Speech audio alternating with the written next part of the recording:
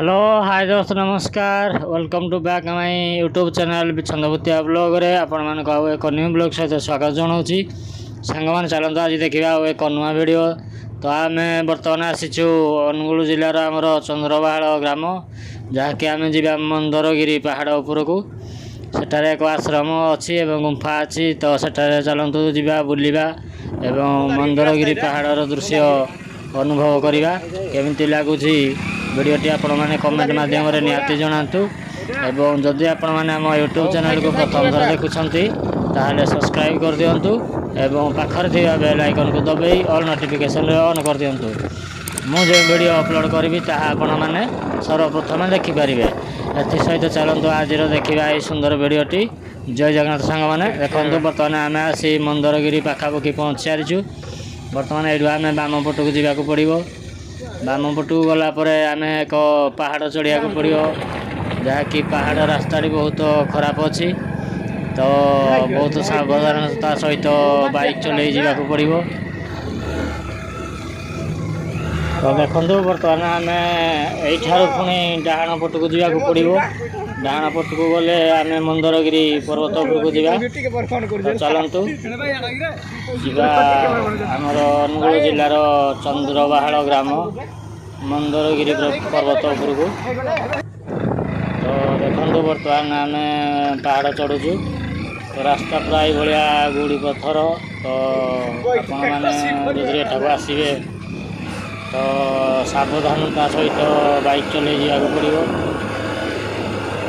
देखो बर्तमान आम सांगे लिकु अच्छा एवं सिलु एवं आउ जड़े लिकु आगे बाइक चलई जाऊँ। तो चलतु जा आज आउ एक नुआ वीडियो देखा। वीडियोटी को आरंभ शेष पर्यंत निहाती देखु। जय जगन्नाथ सांग मैंने। हेलो सांग मैंने बर्तमान आम आसी चंद्रबाहालर मंदरगिरी पहाड़ ठारे पहुँची सारीचु। तो चलतु बर्तमान देखा एठारे आमर गुंफा बाबा अच्छा। गुंफा बाबा कहले आमर एठारे आगुरी लोक मैंने कहते कि जे सप्तफेणी नाग एठारे रोथुले एवं ताकर गर्जन जहाँकि शुभुला। तेणु से एठारे आमर बाबा अच्छा। तो चलतु देखा यही जगहटी बहुत सुंदर भाव परिवेश भीतर यही जगहटी अवस्थित। तो ओडिशा पर्यटक जोड़ा कि आमर अच्छी ता भीतर यह एक मुख्यतः। तो बर्तमान चलतु देखा एठिकार सब दृश्य। तो यह आम अनुगुल जिलार 6 किलोमीटर आग को आसला आमर चंद्रबाहाल ग्राम पड़ो। तो ग्राम दे आम प्राय 1.5 किलोमीटर पाखापाखि भीतर को आसला आमर पड़ो यही जगहटी जहाँकि आमर मंदरगिरी पहाड़ परिचित। तो एठाको लोक बहुत बुलिया आसती। आपण मैंने निहाती आसतु एवं जगहटी केमिति हेची कमेंट माध्यम निहाती जनातु। देखु बहुत सुंदर भाव यही जगहटी अच्छी।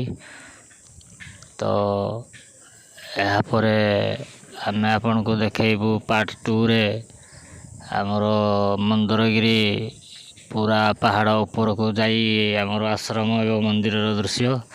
तो जदि आपण मैंने पार्ट 2 वीडियो देखापी चाहूँगी ताहले आम यूट्यूब चैनल को सब्सक्राइब कर दिंतु एवं पाखर थिया बेल आइकन को दबाई ऑल नोटिफिकेशन ऑन कर दिंतु। देखो एठारे आमर बाबा पूजा पाउछंती। तो एठारे मुख्यतः है आमर अनंत शयन जहाँकि लक्ष्मी नारायण वेशरे पूजा पाउछंती।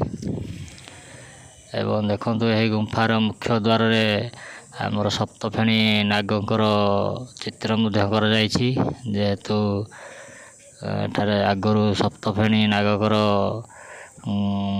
रोथुले किंबा तांकर गर्जन शुभुला लोक मैंने कहवा अनुसार। देखु मंदरगिरी गुंफा बाबा। तो यहीपरी भाव अनेक अनेक स्मृति एठारे लुचि रही। तो जदि आपण मैंने यहाँ देखापी एवं उपभोग करने चाहते तो चाहले चलतु देखा आज ही सुंदर भिडटी पूरा आज ही सुंदर भिडटी केमी लगुच लाइक कमेंट शेयर सब्सक्राइब कर दिंतु।